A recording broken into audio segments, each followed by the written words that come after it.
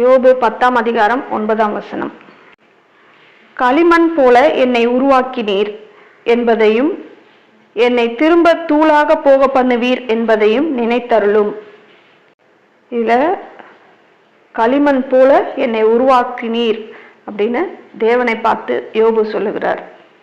அதுக்கப்புறம் என்னை திரும்ப தூளாக போக பண்ணுவீர் என்பதையும் நினைத்தருளும். அவர் எப்படி நம்மை உருவாக்குகிறார், அவர் எப்படி நம்மை தூளாக போக பண்ணுகிறார், எதற்காக தூளாக போக பண்ணுகிறார், இதை பத்தி பார்ப்போம். அதுக்கு முன்னாடி களிமண் அப்படின்னு சொன்னதுமே நமக்கு என்ன ஞாபகத்துக்கு வரும்? சிலரை திட்டும் போது அது ஒரு திட்ட வார்த்தையா இருக்கும். களிமண் களிமண், ஒன்ன உன் மண்டையில களிமண்ணா இருக்கு அப்படின்னு கேட்போம் இல்லையா? டீச்சரு கிளாஸ்ல பாடம் நடத்திட்டு இருக்கும்போது திடீர்னு ஒருத்தவங்களை எழுப்பி கேள்வி கேட்டா அவங்களுக்கு பதில் தெரியலன்னு சொன்னா என்ன சொல்லுவாங்க? களிமண்ணா இருக்கு உன் மண்டையில, மூளை இருக்கா, களிமண் இருக்கா அப்படின்னு கேட்பாங்க. ஒருவேளை டீச்சர் நடத்துறது புரியாம கூட இருக்கலாம், ஆனா மற்றவங்களுக்கெல்லாம் புரியுது, ஒரு ஆளுக்கு மட்டும் புரியல அப்படின்னா அப்ப என்ன சொல்லுவாங்க? களிமண்ணுன்னு சொல்லுவாங்க இல்லையா? நம்ம கூட நிறைய பேரை நம்ம சொல்ல வர்றது அவங்க புரிஞ்சுக்கலன்னு சொன்னா களிமண்ணு, சரியான களிமண்ணு, உன் மண்டையில மூளையே இல்லை, களிமண்ணு தான் இருக்கு அப்படின்னு சொல்லி அவங்கள திட்டுவோம் இல்லையா? எதுக்காக அப்படி களிமண்ணுன்னு சொல்லி திட்டுறாங்க? களிமண் எப்படி இருக்கும்? கொஞ்சம் கடினமானதா இருக்கும். அது எடுத்த உடனே அதை யூஸ் பண்ற மாதிரி இருக்காது. களிமண்ணை எடுத்து உபயோகப்படுத்துற மாதிரியான ஒரு பொருள் கிடையாது. அது எடுத்தா ரொம்ப கொஞ்சம் கடினமா இருக்கும், பிசு பிசுப்பா இருக்கும், இறுகி போயிருக்கும். அதை பக்குவப்படுத்தணும். ஃபர்ஸ்ட் என்ன பண்ணணும்? களிமண்ணை பக்குவப்படுத்தணும். தண்ணி ஊற்றி ஊற வச்சு கையால பிசைஞ்சு காலால மிதிச்சு இந்த மாதிரி எல்லாம் அந்த களிமண்ணை பக்குவப்படுத்தணும். இந்த மாதிரி தான் சில புத்தி இல்லாத மனிதர்கள் இருக்கிறாங்க. அவங்கள பார்த்துதான் நம்ம என்ன சொல்லுவோம்? களிமண் அப்படின்னு சொல்லுவோம். ஏன்னா எந்த ஒரு விஷயத்தையுமே சீக்கிரத்துல அவங்களால புரிஞ்சுக்கவே முடியாது. ஒரே விஷயத்தை தான் 10 பேர்கிட்ட சொல்லியிருப்போம், 10 பேரும் புரிஞ்சுக்குவாங்க. 11ஆவதா ஒரு ஆள்கிட்ட சொல்லும்போது அந்த ஆளுக்கு அதை புரிஞ்சுக்கக்கூடிய தன்மையே இருக்காது. நம்ம சொல்ல வர்றது அவங்க புரிஞ்சுக்கவே மாட்டாங்க. திரும்ப திரும்ப கேள்வி கேட்டுட்டே இருப்பாங்க. அவங்களுக்கு நம்ம ஒரு விஷயத்த புரிய வைக்கிறதே ரொம்ப கஷ்டமா இருக்கும். அப்படிப்பட்ட களிமண்ணை போல அவங்க இருக்கிறாங்க. அவங்களுடைய இருதயமும் அந்த மூளையும் எப்படி இருக்கு? கடினமானதா, இறுகி போயிருக்கிறது. ஒரு களிமண்ணை போல இறுகி போயிருக்கிறது. இப்போ ஒரு களிமண்ணை ஒரு ஆளை எடுத்து சாதாரணமா எல்லாருமே களிமண்ணை எடுக்கிறோம் அப்படின்னா எல்லாராலையும் கரெக்டா அதை பக்குவப்படுத்தி யூஸ் பண்ண முடியாது. அதுக்குன்னு ஒரு ஆள் இருக்கு. யாரு? குயவன். அந்த குயவனுக்கு தான் அந்த களிமண்ணை பத்தின விவரம் தெரியும். அந்த களிமண்ணு பார்த்த உடனே இது எப்படிப்பட்ட தன்மையுடையது, இதுல எவ்வளவு தண்ணி ஊற்றணும், எவ்வளோ நேரம் ஊற வைக்கணும், கையால பிசைஞ்சா போதுமா இல்ல காலால மிதிக்கணுமா, எப்படி இதை நல்லா பக்குவப்படுத்தணும் அப்படின்னு சொல்லி யாருக்கு தான் தெரியும்? ஒரு குயவனுக்கு தான் நல்லா தெரியும். இப்படித்தான் நாமளும் ஒரு காலத்துல எப்படி இருந்தோம்? அந்த களிமண்ணை போல ரொம்ப கடினமானவர்களாய், இறுகி போனவர்களாய் நம்ம இருந்தோம். எதுல? பாவத்தினால இறுகி போய் கடினப்பட்டவர்களாய் இருந்தோம். ஆனா நம்ம பற்றி நம்ம பெற்றவங்களுக்கோ நம்மளோட ஃப்ரெண்ட்ஸுகளுக்கோ நம்ம உறவினர்களுக்கோ கூட அந்த அளவுக்கு நம்மளை பத்தி தெரியாது. ஏங்க, நம்மளை பத்தி அந்த அளவுக்கு முழுசா தெரியாது. ஆனா நம்ம உருவாக்கின கர்த்தர் ஒருத்தர் இருக்கிறார் இல்லையா?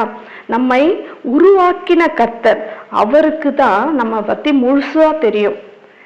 அவர் தான் நம்மளை முழுவதுமாய் அறிந்து வைத்திருக்கிறார். இந்த குயவனுக்கு தான் ஒரு களிமண்ணை பத்தி நல்லா தெரியும் அப்படின்றத போல தேவனுக்கு தான், நம்மை உருவாக்கின தேவனுக்கு தான் நம்மை குறித்து ரொம்ப நல்லாவே தெரியும்.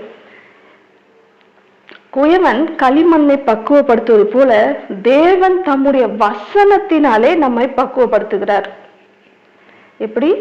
குயவன் களிமண்ணை தண்ணி ஊத்தி அதை கையால பிசைஞ்சு காலால மிதிச்சு அதுக்கு எப்படி பண்ணா அது பக்குவத்துக்கு வருமோ அது மாதிரி குயவன் பக்குவப்படுத்துறான். அது போல தேவன் அவருடைய வசனத்தினாலே நம்மளை பக்குவப்படுத்துகிறார். சிலர் தண்ணி ஊத்தி பிசைஞ்சு கையால பிணையும் போதே பக்குவத்துக்கு வந்துருவாங்க. ஆனா சிலர் எப்படின்னா காலால போட்டு நல்லா மிதின்னு மிதிச்சாதான் பக்குவத்துக்கு வருவாங்க. ஏன்னா அந்த அளவுக்கு அவங்களுடைய இருதயமும் அவங்களுடைய நினைவுகளும் இறுகி போயிருக்கிறது. சில வேளையில நம்ம நிறைய பேரை பார்ப்போம், என்ன சொல்லுவாங்க, என்ன ஆண்டவரே எனக்கு மட்டும் பிரச்சனை மேல பிரச்சனை எனக்கு ரொம்ப மிதிக்கிற மாதிரி இருக்குது, என்னால ஒண்ணுமே முடியல அப்படின்னு சொல்லுவோம். ஏன்னா கர்த்தர் தான் உங்களை பக்குவப்படுத்துறார். நீங்க நினைச்சிருக்கலாம் பிரச்சனை மேல பிரச்சனை எதனாலயோ வருதுன்ட்டு. இல்ல, உங்களுடைய இருதய கடினத்தின் நிமித்தம் தான் வந்துட்டு இருக்கு. உங்களுக்குள்ள அந்த விசுவாசம் இல்லை, கர்த்தர் என்ன இதுல இருந்து தப்பு விப்பார்ன்ற விசுவாசம் இல்லை. அதனாலதான் பிரச்சனை மேல பிரச்சனை உங்களை மிதின்னு மிதிச்சுட்டே இருக்கு. அந்த இறுகி போன அந்த இருதயம் பக்குவப்படணும், உனக்குள்ள விசுவாசம் வளரணும் அப்படின்றதுக்கு தான் சில பிரச்சனைகளை தேவன் அனுமதிக்கிறார். அப்ப என்ன ஆகணும், பிரச்சனையின் மத்தியில நம்ம அழுது கொண்டு தேவனை விட்டு விலகி போகாம தேவனோடு கூட ஐக்கியத்துல வரணும். இன்னும் கிட்ட வர பார்க்கணும். அப்பா எனக்கு அதை பார்த்தா, பிரச்சனையை பார்த்தா பயமா இருக்கு, நான் உங்ககிட்ட வந்துடுறேன், உங்ககிட்ட இருக்கும்போது எனக்கு பயம் இல்லை அப்படின்னு சொல்லி ஆண்டவர்கிட்ட வந்துட்டோம்னு சொன்னா அவர் உங்களை அழகா அந்த பிரச்சனையில இருந்து மீட்டெடுப்பார். ஆனா பல வேளைகள்ல நம்ம என்ன பண்றோம், பிரச்சனைக்கு பயந்து ஆண்டவர்கிட்ட வராம பிரச்சனைக்கு பயப்படுறோம். சரி, அதுக்காக ஆண்டவர்கிட்டயும் போகாம இருக்கலாமா? ஆனா ஆண்டவர்கிட்டயும் போகாம அவங்க இறுகி போய் இருக்கிறாங்க. அப்படிப்பட்டவங்களை தான் தேவன் பக்குவப்படுத்த பார்க்கிறார். அந்த அளவுக்கு அவங்களுடைய இருதயம் கடினமா இருக்கிறது. என்ன மிதிச்சாலும் சரியா வராது அப்படின்னு நினைக்க முடியாது. ஏன்னா கர்த்தர் செய்தா அதை பக்குவமா கொண்டு வந்துருவாரு. அவங்களுடைய இருதயத்தை இலக செய்வார். அவர்களுக்கு புது இருதயத்தை கர்த்தர் உருவாக்க அவர் வல்லவராய் இருக்கிறார்.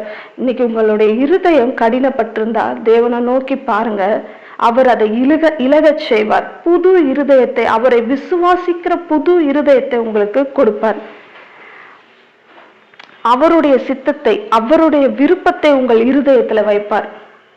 இது வரைக்கும் நம்ம பயந்துட்டு இருந்த காரியம்லாம் வேற. ஆனா இன்னைக்கு அவரை விசுவாசித்து அவரிடத்துல வரும்போது அவருடைய சித்தத்தை, அவருடைய விருப்பத்தை உங்கள் இருதயத்துல வைத்து நீங்க என்ன செய்ய வேண்டும் என்று அவர் நினைச்சாரோ, நீங்க என்ன செய்யணும்னு இந்த உலகத்துல உங்களை உருவாக்கினாரோ அதை உங்களை கொண்டு செய்ய வைப்பார். உங்களை அப்படியே விட்டுட மாட்டார். உங்களை ஒரு நோக்கத்துக்காக அவர் உருவாக்கி இருக்கிறாருன்னு சொன்னா அந்த நோக்கத்தை நீங்க செய்யற வரைக்கும் அவர் உங்களை விட மாட்டார்.